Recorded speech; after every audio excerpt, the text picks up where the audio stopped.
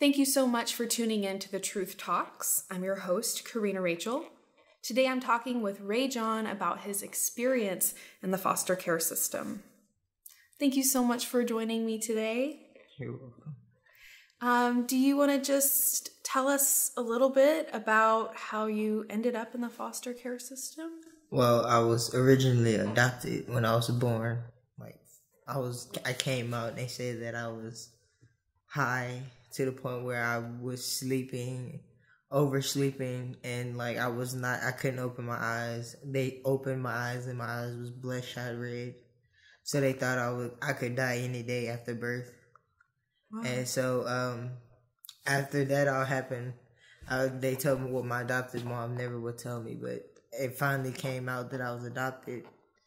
And it seemed like when I found out I was adopted, then the whole perspective of the problems and the arguments started. Like me and my mom, normal life, no arguing, no whoopings, no fights, no nothing. So then when it came out, it was like, you waited till I was 13 to tell me this when you could have told me when I was younger. Right. Or whatever. You could have at least tried to tell me, and then you could have at least told me when I was younger, like right. 10 or 11. You should have just told me then instead of waiting until I was like 13, 15, something like that. So when I found out, I do know that I think I was about 13, 14. So it was kind of hard to grasp it. Yeah. So when I found out that I was adopted and I was high when I was born or whatever, they say that the doctors didn't know what it was. They thought I could die any minute, so they started doing blood tests and all these different tests that doctors do or whatever. That gets them their money or whatever, however you want to explain it. So they say that they did a blood test, and it came out to the point where I had heroin, crack, cocaine, pot, just all the drugs you can name, it was in my system. Wow. And they said with all of those combined, and then on top of all of those with the heroin and the crack, and it just made me like, I would never be normal. They told me I would be an autistic kid. Like, I would be sitting on the couch just drooling all over the place. And, I mean, that was a good sign that it helped. Whatever they did, that helped me. Because they put when you get overdosed, they put like charcoal in your stomach, suck everything out or whatever. Right. But they did all that, and then they said that then ever since then I would go in every now and then get some pictures done of my brain or whatever. And then I found out when I was in pre-K, kindergarten, they forced me on meds like Ritalin, Adderall, Antonil, Concerta. In pre-K? Yes. So how many drugs, do you know how many drugs they started you on at that age? They started me just with ADHD because I was hyperactive. They thought I was not normal in class because I was the only one. Ooh, I'll say or whatever. Or, ooh, I want to go outside. I want to play. Right. I couldn't sit down. I was always, the teacher look at me sitting in my seat, turn around, get on her computer. I'm way on the other side of the room. Mm-hmm. So then they said that wasn't normal. And then I started to the point where I would be by myself. I wouldn't say nothing to nobody or whatever. So then they started trying to say I was depressed or whatever, going through depression in pre-K. Who does that? But, you know.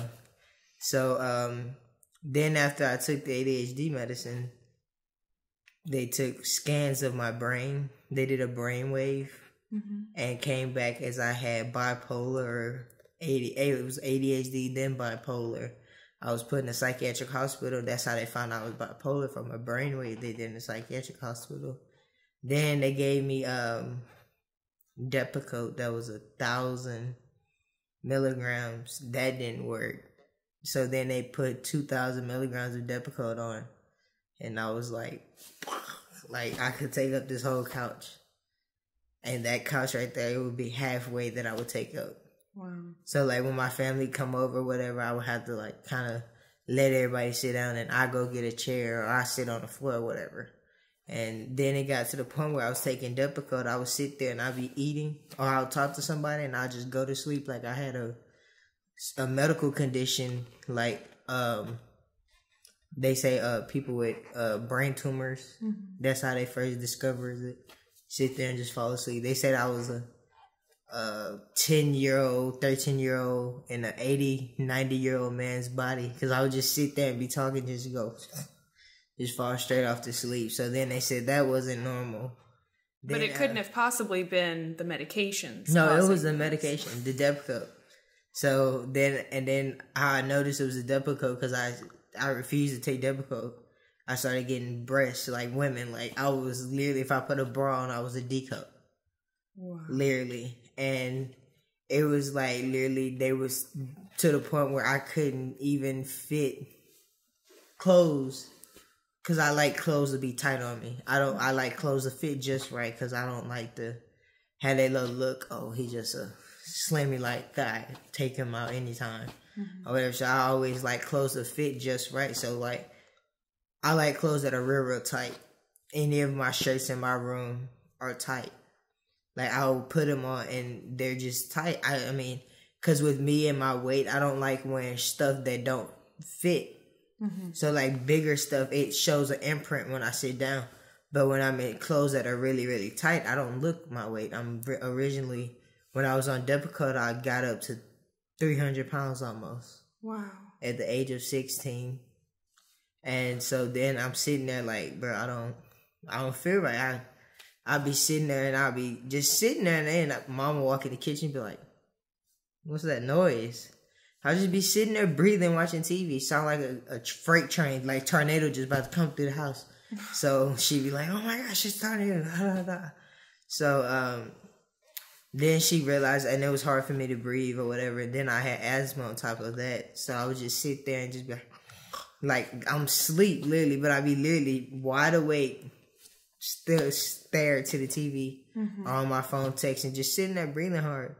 And then I would get on the phone with friends that I used to talk to no more, but it's one that I still talk to. And to this day, we sit there and just crack jokes about it. It used to be, to now that you look at it back, the stuff that happened back then when I was a younger youth, it just looked like, wow, that's old memories. Like, I would never forget that, how doctors make their money on forcing kids. To me, on my outlook of it, doctors just, that's the way they get their money. The prescriptions they write basically is their commission. So that's how they got all these fancy Maseratis, fancy Mercedes. So just how I look at it. And then if you think about it, if kids refuse medicine, if all of us who take medicine right now just stop taking medicine, including blood pressure medicine and stuff like that, doctors will go out of business. Doctors will just have money from visits, like physical visits, like medical visits. Just if we go to the hospital, that's the only way they'll make their commissions. Right. But if you think about it, most people who are, I'm not saying blood pressure medicine is not needed, because my mom has blood pressure problem. She could sit there and just start feeling bad out the blue. Right. And she take a blood pressure pill. One minute she in this corner, next minute she in that corner. You walk outside, come back inside. You walking down the street from a friend's house, you look, where's the truck? Who stole the truck? Because the area we live in, crime's always an issue.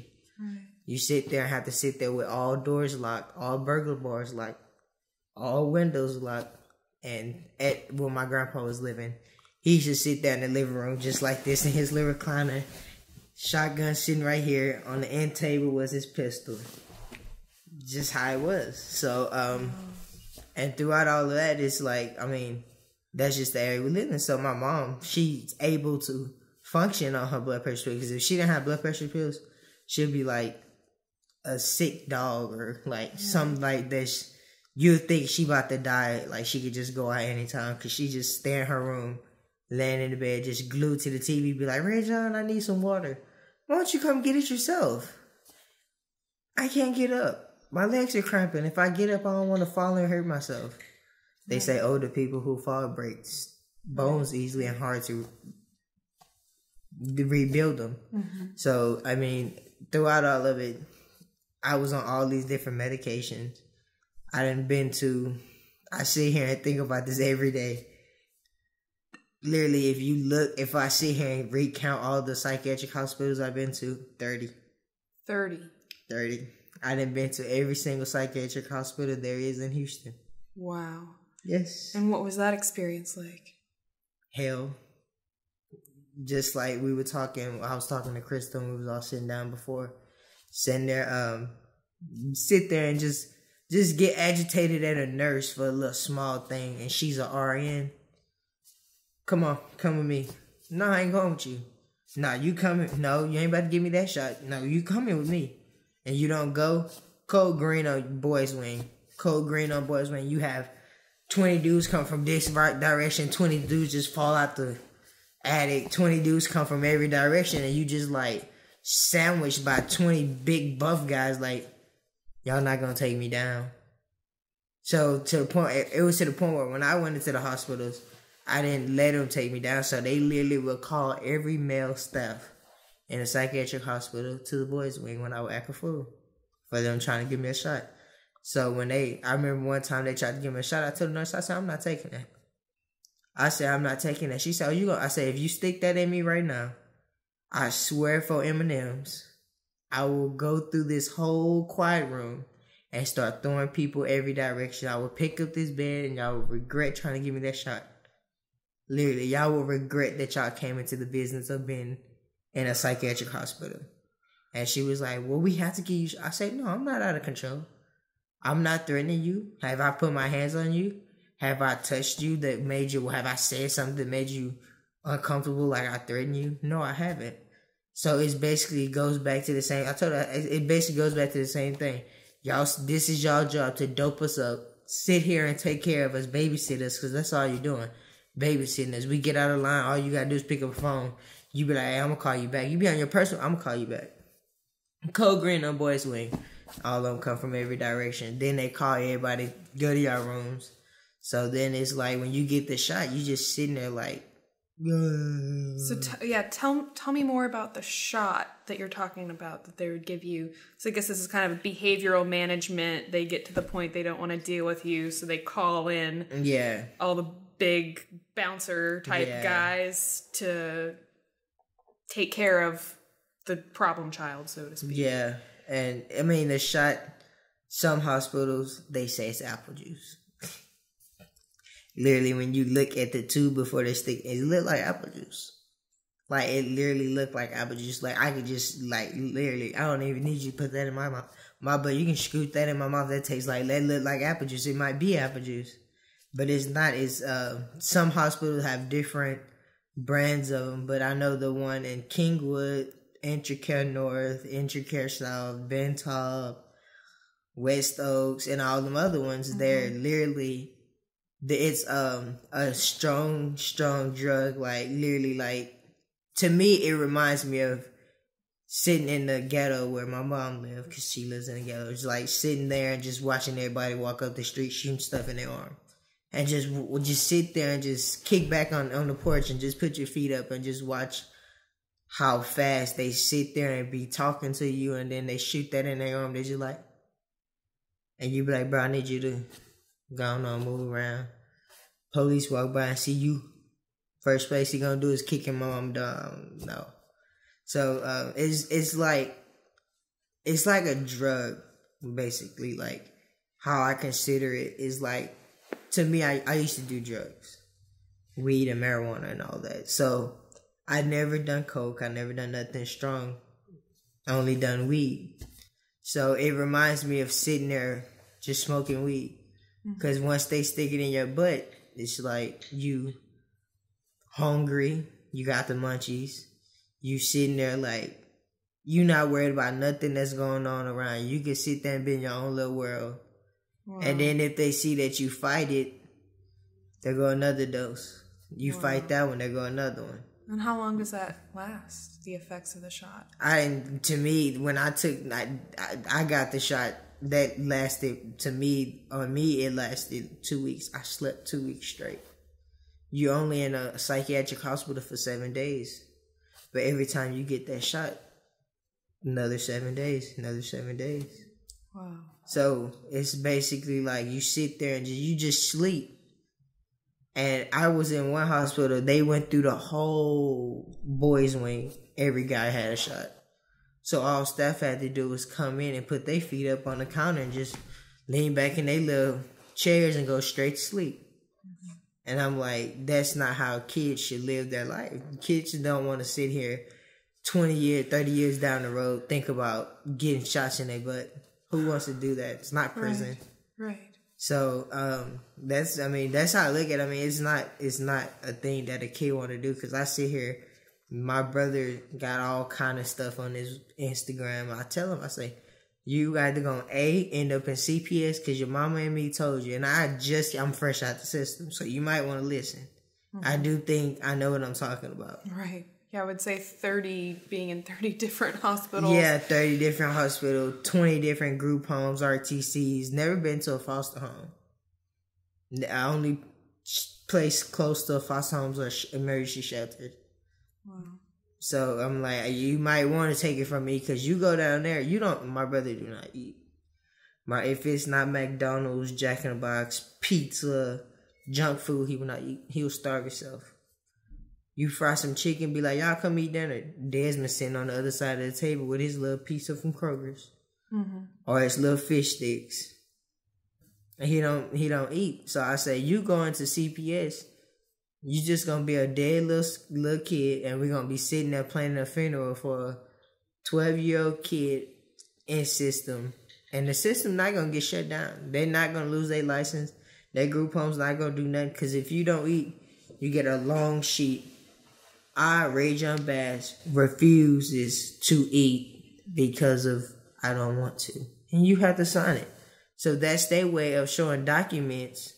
Well, my brother literally have documents from this wall to that wall of not eating. Right. And they just going to be like, well, he didn't eat. He refuses to eat. So they just kind of relinquish. They like, well, that ain't their problem. Their job's not in jeopardy. They can't get shut down. He refused to eat what they cook. Right. So that's just another kid that we have to worry less about, that we have to spend less money on. Right. And it's like, that's not how kids should live. Kids want to live a normal life, like walk in the kitchen when they want to, open their refrigerator, be like, oh, I got some Fruity Pebbles and some milk. Not sit there and have to wake up at 6 or 8 o'clock in the morning and wake up at 6, wait till by 8, 9 o'clock to eat breakfast. Wake up at 8, 9 o'clock, have to wait till noon to eat breakfast. Who want to live a life like that? Noon is lunchtime. Mm-hmm. If you think about it, people in businesses, real estate agents, doctors, lawyers, their lunchtime is at noon. That's why they have noon traffic. People leaving their businesses to go eat lunch and go back. But in most of these homes, that's breakfast. You can get breakfast at noon. Yes. And then breakfast is at noon, and some of them. Then lunch is by 4 or 5 o'clock. Then dinner's at 7. Lunch ain't nothing but a piece of sandwich and some mayonnaise slapped on the bread. Mm-hmm. Just like Jill, how they used to show you on them pictures, be like,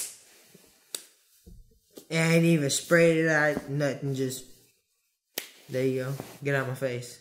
Oh my gosh. And then it's like, you'll catch a staff that come in and want to fry you some fish. That will go out like, you'll catch a staff every now and then, very rare, but you'll actually catch a staff who's not there for the money, who's there to do his job and help young youth. But then on the flip side, you'll catch a staff that's just there just for the money. You can catch a foster parent that's there just for the money. Right. I just sit here and watch Neighbors from Hell by Madea. It's a Madea play. And seeing the lady, how she talked and dogged the kids out. One thing I've seen in that movie, the kids never said nothing. Right. That's one thing you should do. If you being neglected or abused in a foster home and they're getting money for you being there, it's time for you to call your caseworker and pack your bags. Right. But most kids don't know that. Most kids think, oh, I'm going to end up in something worse. Right. CPS workers tell them, my CPS worker told me, you keep calling my phone with some stuff like this, you're going to end up in San Antonio at a lockdown facility. Because ain't no facility going to want to take you. And that's kind of hard for you to tell a kid he going to end up in a lockdown facility in San Antonio when his mama's 6-8 hours away in Houston. or his mama in Houston, the kid way in Lubbock, or his mama's in Lubbock, he way in Channelview, Ship Channel. Right. And that's hard for a kid to sit there and grow up and not be able to see his mom. Because me personally, I don't remember seeing my actual mama, but they said I visited with her. No, they said I couldn't have visits because of the drug abuse. But my mom adopted 5 kids total. 4 boys, 1 girl. 3 of the boys are biological brothers. So I literally went with them and sat with them and watched them talk to their mama and watched their mama literally get in the car with us, try to go home with us. Mm-hmm. And literally watch security just run out the building and be like, man, you gotta get out this car. And mama refused to get out. Or sit there. I had memories of taking the littlest one. Well, all 3 of them went. And I done had memories of Devon. He's the second oldest boy. He sits there and just didn't want to see his mama. They never want to see his mama. They didn't understand why they was with the adoptive parent instead of the actual mama. Mm-hmm. Now that Devon know that the reason why, he's like, well, this is life. Mm-hmm.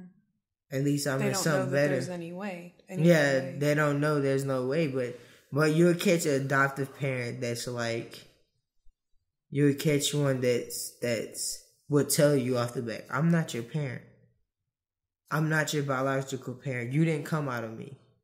I adopted you to give you a better life. But on the flip side, you'll catch a parent, that adopted parent, be like, look, you do not come out your room. You stay upstairs in your room. No TV, no cell phone, no laptop.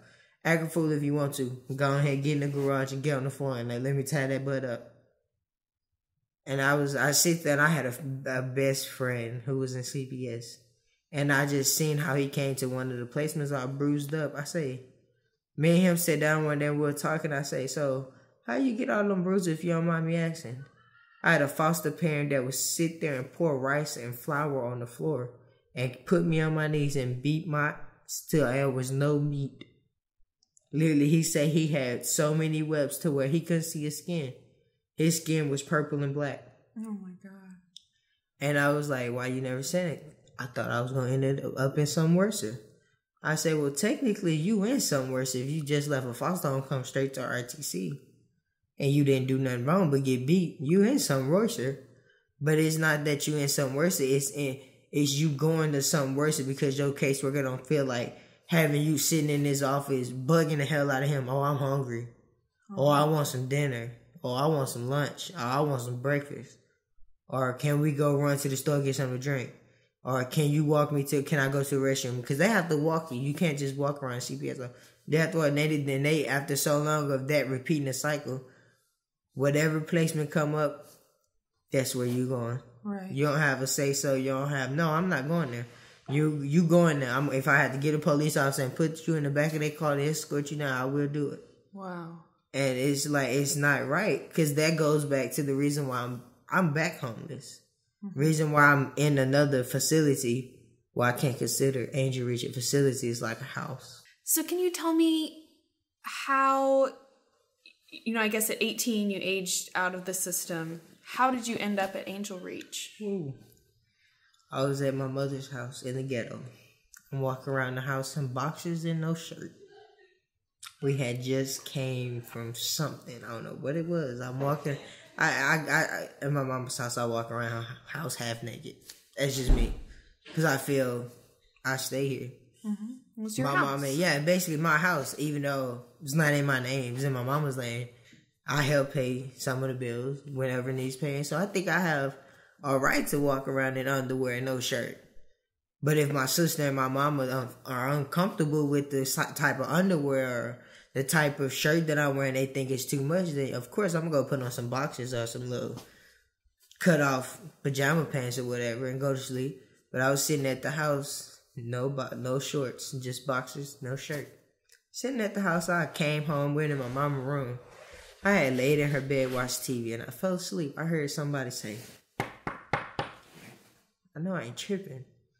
And I kept hearing it. Then after the knock, they sat there and banged on the door like they were the police. I'm like, Mama, police here. She was like, what? I said, the police is here.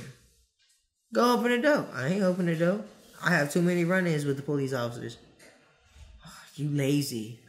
So she opened the door. Come to find out, I say, wait, don't open the door. Let me go out the back door first. That's how I always been. Me and my mama make jokes about certain situations. So she opened the door. I walked through the kitchen. I found out it was CPS. I peeked around and I was like, shit. So I walk in the kitchen. I was trying to tiptoe and be all quiet. Glass fell out of my hand and broke. Oh. I was mad. I was trying to fix me some Kool-Aid. The glass fell and broke. The lady said, I thought nobody was here. No, my son and my daughter's here. Is your son Ray? Yes, my son's name is Rayjohn. Why is there a need? You need him? I was like, nope, I ain't talking to CPS. I don't talk to CPS. The lady said, well, I ain't want to talk to you anyways. But the call was based on a fight that I had with my brother a month and a half, almost 2 months before she came up.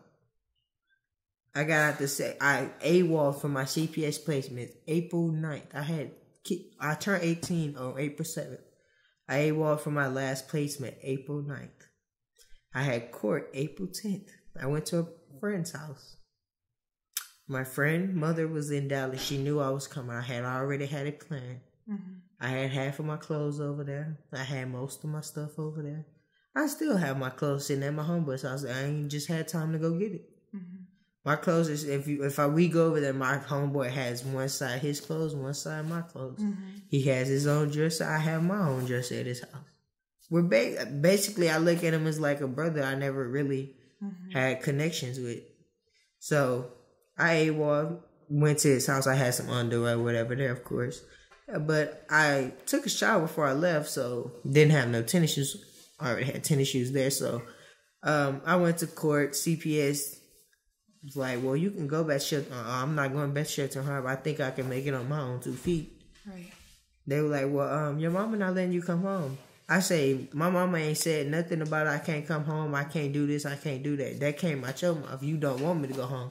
You don't want me to succeed. You don't want to see me live my life and succeed. You want to see me stay stuck in foster care for you to get your money. Because basically, I go on your tax return. You get money for me. Right. And he didn't like that. He was like, so Miss Bass, would you like him to come home? I'm not going to say I would like him to come home, but it's good that if he come home or whatever. But I mean, I'm not just ready for Rayjohn to come home. I don't know how Rayjohn anger is. I had bad anger problems. I regret all the stuff that I did to the house, to my brothers and stuff. So, got into my mom was said to me to come home. I was trying to go to my friend's house, but his mom would never answer the phone. She was at a funeral in Dallas. So his mom couldn't answer the phone or get to the phone. So my mom was like, you know what, you can come home. First thing you do, you can get your clothes, leave my keys, and you get out. She was like, I'll put you up in a hotel for 2 weeks. But after that, you should be back in spring if you're going to go live with your homeboy. Yeah. And my mom was just like that because I had real bad anger. You walk through my mom's house and I see her regret it, but you walk through my mom's house and you'll see holes in the wall. There was not a wall that did not have a hole in it. We drank out of plastic cups. We couldn't have glass cups because I get mad and I start throwing things. Whatever is near me that's breakable or is don't need to be breakable, whatever is near me, I'm chunking it. So, I mean, I sit and regret it because my brothers had to eat off paper plates and styrofoam cups. But, I mean, so I got into a fight. I went home. I was home for a good month.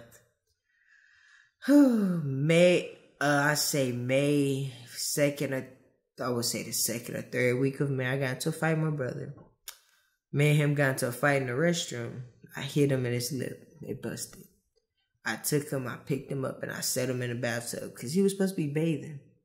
I said, you know what? I'm not even about to fight with you. I picked him up, and I set him nicely, calmly, smoothly into the bathtub. And when he slipped, I caught him, and I made sure he was sitting down. Then CPS showed up. Well, we got a call of abuse on Terrence Bass. My mom was like, by me, because I showed on abuse him. I spank him. If you think that's wrong, you can take him with you. That's the only thing I know how to do. That's my punishment. Spank him, buy him an Xbox, take it away. Buy him a Wii, take it away. Take his TV privilege away. Take his privilege to the Galaxy tablet. Mm-hmm. Just take his privilege to the point where he's just sitting in the corner reading the book and thinking about what he do. So she was like, no, I have a call that Rayjohn Bass abused Terrence Jesse Bass. I said, fuck. Literally, I was just like, my head dropped. I was like, my family do not like to see me succeed. That's my main thing I came out of my mouth. I said, my family must not like to see me succeed. Because don't nobody know I had this fight but my family. Because I was doing real good for me being home for a month. Mm-hmm. From April 10th to June 28th. That was real good. I left home on my best friend's birthday. Me and my best friend that I've been friends with for 6 years are supposed to go out to the movies, go to the mall, go to main event, something. Couldn't even do it. I was basically sleeping in my mom's Suburban. Outside of her house. In her Suburban, sleep at night. Uh-huh. That was my house. No toilet, no running water. No nothing. And so CPS came and was like, you gotta kick rocks. I said, you don't tell me I had to kick rocks. My mama got lights, my mama got water, my mama got gas, my mama got rent paid, my mama got most of the bills paid that she couldn't pay because of me. Lights are still on because of me. Mm-hmm. I help my mama out when she need help. That's how I always been. My mama can call me right now and be like, Rayjohn, I need $50. I'm gonna bust my ass and get that $50 and get it to her in a timely manner. That's how I always been. So, lady told me kick rocks. I said, you know what? I kick rocks. Just because I don't feel like having another run-in with a police officer or going back to jail. Mm-hmm. I went to jail while I was in CPS. Steph tried to grab me, restrain me. I beat him with a chair. I said the same Medea say, what is it? I love JoJo, but I kill him dead before he beat me. And that's the same saying I said before I beat that man with that chair.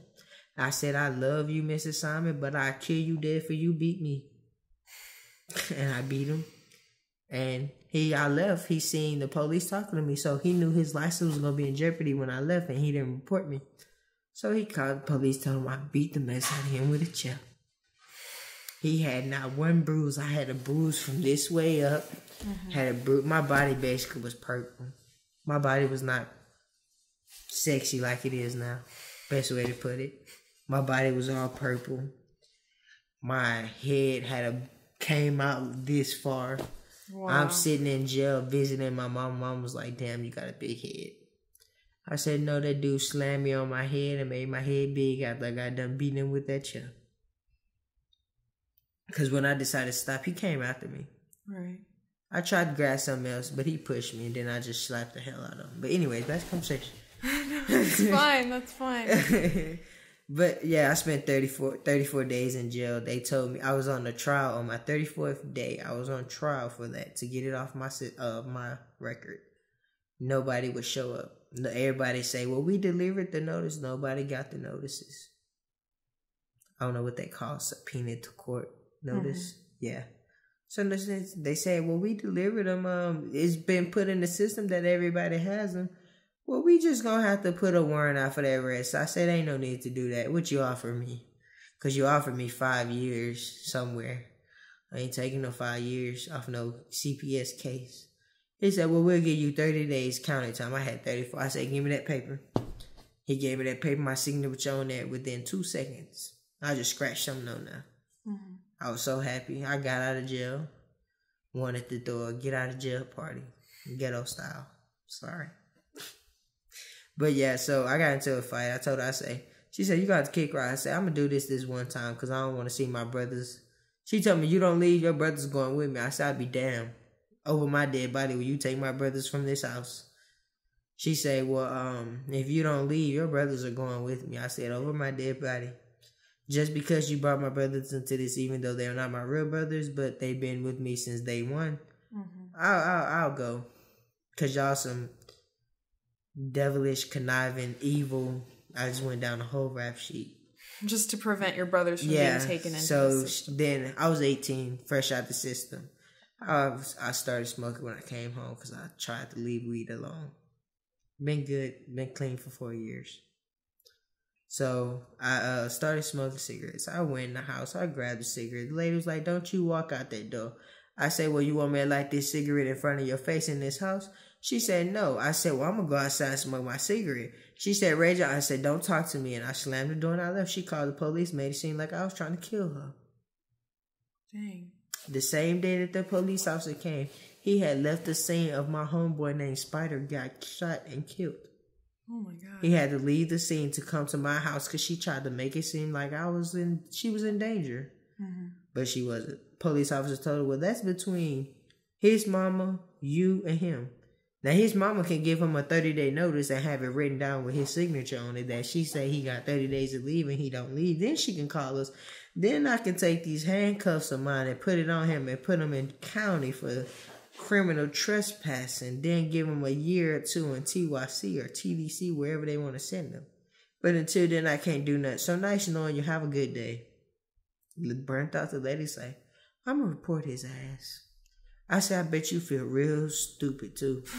I could just see that look on your face like, damn, I feel stupid. I have to make jokes because it agitates me. That's a coping skill. I can only imagine. Yeah, so thing I hate about CPS and that I wish I can go back and kick my CPS work in this bare throat is I signed, before I left CPS, at my CO, what is it? It was a meeting. Some meeting you have when you leave in CPS or whatever.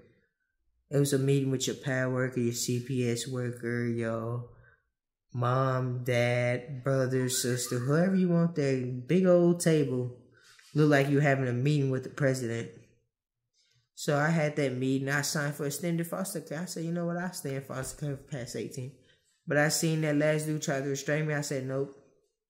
I end up in prison again. Well, end up back in jail, then go to prison. So I was like, no, I'm not doing this. So I left. Went home, got into the fight. CPS showed up. Tried to call my caseworker. Because my caseworker say, well, Rayjohn, May 22nd, I went back to court. I was doing real, real good. After that, my mama knew about the fight. My mama bared with me with that fight because my brother provoked that one. I had to let him have it. Tried not to, but I just had to let it go. He didn't want to leave me alone. I had to show him a little kung fu tiles. So, anyways, I let it go. So my caseworker said, well, Rayjohn, you have until October 12th to come back to CPS. I said, if I need you, I will call your phone. You do not answer, I will blow your phone, your text message, your email, your office phone, and your supervisor's phone up.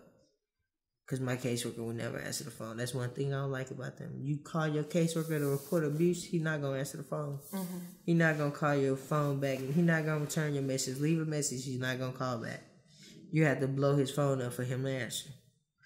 Trust me, once he get tired of getting them phone calls, 50 messages from Rayjohn Bass, 1,000 missed calls from Rayjohn Bass, 20,000 voicemails from Rayjohn Bass, he'll call you back. Trust me, it works. So was it your caseworker who told you about Angel Reach? No, I had filled it out at it was circular support. I filled that application out at my circular support. I left it alone, and I had nowhere to go. My caseworker said I couldn't come back to CPS because their license was in jeopardy when I left. A whole bunch of bullcorn lies. Talking about state legislators and they head people out here in Austin with CPS. I would never return back to care. I said, you know what? You can tell them that I send my bank statement when I'm making 6 figures to their office. Then they're going to regret that they've never put me in CPS because I cut them a deal. Oh no. Give back to the community. I'll never get back to CPS. I get back to Angel Reach if I get back to CPS. So I basically my caseworker said I couldn't go back. I slept in my mom's car for 2 weeks straight. My auntie called my mama. My auntie and my uncle, they say, well, Shirley, Roosevelt off right. Well, Roosevelt's my uncle. Roosevelt's off right now. We're on our way to pick up Rayjohn. We're gonna take Rayjohn in. That was kind of hard to cope with, but it was all right. So then, after that, I went to Covenant House. Didn't like Covenant House. Got kicked out of it for 3 days. Then after that, I came to Angel Reach and been fine ever since then. Yeah. So Angel Reach has given you a second chance. Yeah, basically. I'm not a morning person. Angel Reach, one of the first facilities I've been to that copes and understands. I'm not a morning person. Don't say nothing to me in the morning because you'll get cussed out. I'll probably get discharged before you talk to me in the morning. So I'm not a morning person. It was hard for me to wake up at 6:30 this morning. I had my girlfriend to blow my phone up for to wake me up. Literally. I had got 50 messages every time you turn around, minute after minute. New message from baby. New message from baby. New message. I was like, okay, I guess I'll get up now.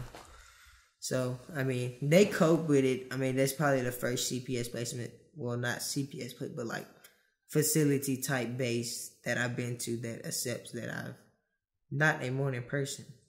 So they're trying to give you an environment where you can thrive. You know, if you go sit here right now and go to Houston or go anywhere and look at CPS placement, you can't walk in that kitchen and open that refrigerator when you want to. You can't walk in that kitchen and take some food and cook it if you want to. You're going to have to sit your behind on that couch and starve to death until the staff decide to cook dinner. If you got to be in bed at 9 o'clock and they cook dinner and dinner not ready till 9 o'clock, you got a minute to get your food in your system and get into bed. Wow. So, yeah, it's like TDC. They say in TDC you have so many minutes to eat. So, in CPS, some placements will do that to you. They be like, well, it's 8:59. Y'all got to go to bed at 9. So, y'all got a minute to get this food in y'all system. Then some kids just not getting their place at turn 9 o'clock and they have to throw it away. Mm-hmm. That's one thing CPS workers don't know. Kids open up to CPS workers and they don't listen. Right. My CPS worker barely listened to me. I wanted to slap him a couple times, but couldn't do that. That's a state government person. Right. Well, thank you so much for sharing this today, and I wish you the very, very best. You've been through a lot, but it sounds like with Angel Reach, you're finally in an environment that's going to allow you to live the life that you want to live. Yeah, kind of.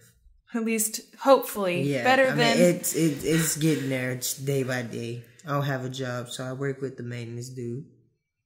Well, it's certainly a start. Yeah. Certainly, it sounds like a step up from your experiences with CPS prior to. Yeah, you get your own apartment, don't need nobody to place some money. You place it yourself working with a maintenance guy. Mm-hmm. You can sit there and roll around in dookie all day and fix your own toilet. You don't even need to call a plumber, spend $2,000 for a new piping. You know how to do it yourself, working with a maintenance guy with CPS. Right. With facilities. I mean, that's just how I look at it. It's basically it's like a tool for Angel Reach maintenance guy. Is like a tool to us because he knows everything there is to know about replacing a window, fixing the air conditioner, recharging the AC on the vans, recharging the AC on the cars, doing this, doing that. It's like a tool.